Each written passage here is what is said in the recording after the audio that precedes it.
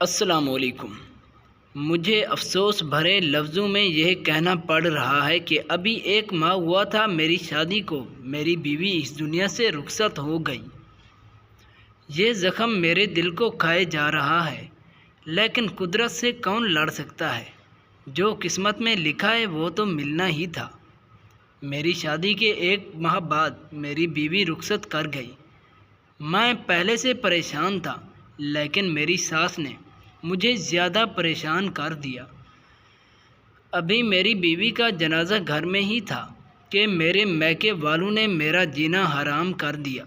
میں کیسے ان کو بتاتا کہ میرے دل میں کتنا بڑا گہرا زخم لگا ہے، لیکن ان لوگوں نے یہ نہ دیکھا، بس زخم پہ نمک چھڑکتے گئے اور کہا تھا کہ ہم خود ہی اپنی بیوی کو دفنائیں گے، اور وہ مجھے منحوس سمجھنے لگے اور کہنے لگے ہماری بیٹی تیرے ہی نحوست کے سائے تلے جان کی بازی ہار گئی۔ میں ان کو یہ کیسے سمجھاتا کہ قدرت کا لکھا ہے، کوئی کسی دوسرے کی وجہ سے نہیں مرتا۔ آخر کار میری ساس کی ضد پر میں نے لاش ان کے حوالے کر دی اور ان کے قبرستان میں دفنانے کے لیے لے گئے۔ جب ہم وہاں پہنچے اور اپنی بیوی کو دفنا ہی رہے تھے کہ گورکھن جو قبریں کھودتا تھا اس نے مجھے پیچھے سے تھپکی دی اور کہنے لگا، اوئے کاکے، کیا تم بھی اپنی بیوی کے ساتھ مرنے آئے ہو؟ پیچھے ہٹ جاؤ، کیا تو نے بھی اس کے ساتھ جانا ہے؟ اپنے آپ کو کنٹرول کرو۔ لیکن مجھے اس کی باتیں ایسے چبھی جیسے کسی نے میرے سینے پر تلوار چلائی ہو، لیکن اسے جواب دینے کا اب موقع نہ تھا کیونکہ اتنے بڑے صدمے سے گزرا تھا میں۔ آخر کار اپنی بیوی کو دفنانے میں واپس گھر آ گیا۔ دفنانے کے بعد مجھے افسوس اس بات کا اتنا نہیں تھا کہ میری بیوی مجھے چھوڑ گئی، کیونکہ ہر کسی نے جانا ہے قدرت کا جیسا لکھا اسے کوئی تبدیل نہیں کر سکتا۔ لیکن افسوس اس بات کا تھا کہ میری ساس بھی مجھے نہ سمجھ سکی۔ وہ بار بار یہی کہتی تھی کہ تو نے ہی میری بیٹی کو مارا ہے اور میری بیٹی تجھ سے تنگ آ کر دنیا چھوڑ گئی تو ہی نحوست ہے۔ مجھے گورکھن کی جو تھپکی محسوس ہوئی تھی اس پر غور کرنے لگا اور دل ہی دل میں سوچنے لگا کہ گورکھن نے مجھے ایسا کیوں کہا۔ ابھی سوچ ہی رہا تھا کہ قبرستان کی طرف نکل پڑا۔ وہاں پہنچ کر میں نے گورکھن سے کہا، یار مجھے میری بیوی کی بہت یاد ستاتی ہے، اس لیے میں اس کی قبر پہ بار بار آ جاتا ہوں۔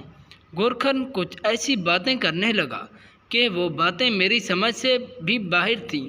گورکھن ایسے واقعات بیان کرنے لگا جیسے وہ میرے گھر کا فرزند ہو۔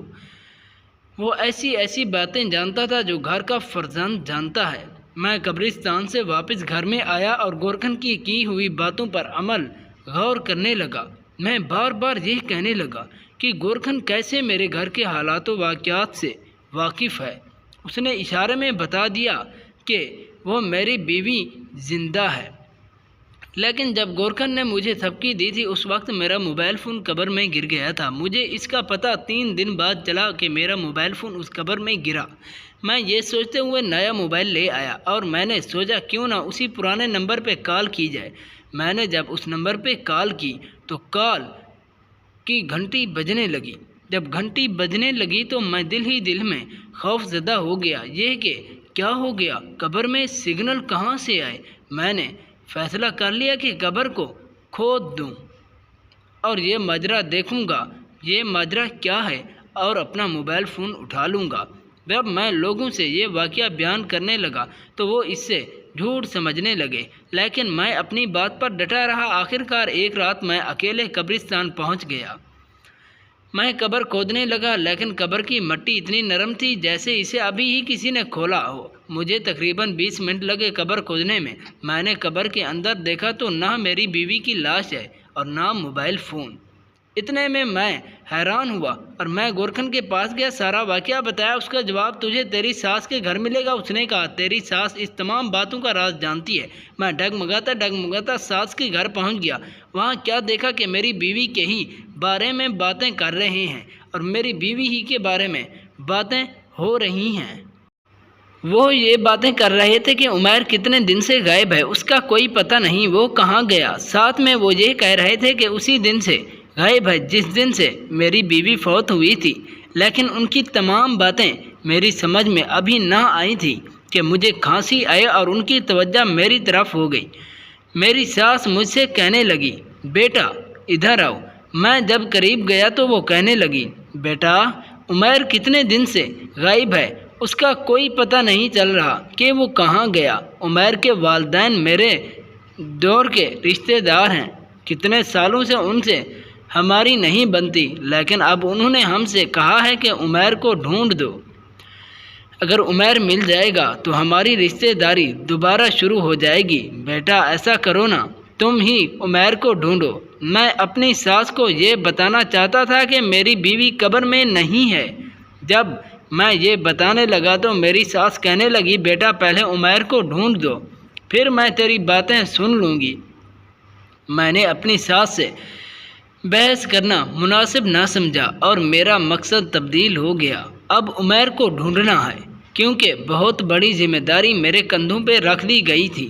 آخر کار میں اپنے گھر پہنچا اور اپنی ماں سے کہا کہ مجھے میری ساس نے عمیر کو ڈھونڈنے کے لیے کہا ہے۔ حالانکہ سب جانتے ہیں عمیر کوئی بچہ نہیں، اس کی عمر 22 سال ہے، وہ تم نوجوان ہے، حالانکہ سوچنے کی بات ہے کہ وہ کہاں جا سکتا ہے۔ ماں نے مجھ سے کہا، بیٹا اگر عمیر کو ڈھونڈ لو گے تو تیری ساس بھی خوش ہو جائے گی اور اس کی تیرے سے ناراضگی ختم ہو جائے گی۔ میں دل ہی دل میں بہت اداس تھا، کیونکہ میری بیوی جس سے میں بہت محبت کرتا تھا مجھے چھوڑ کے چلی گئی تھی۔ میں نے عمیر کو ڈھونڈنا شروع کر دیا۔ میں ایک شہر میں جا پہنچا جہاں پہ پرانے زمانے کے لوگ پرانے رسم و رواج کے ساتھ رہتے تھے۔ ان کی رسم و رواج دیکھ کر میں حیران رہ گیا۔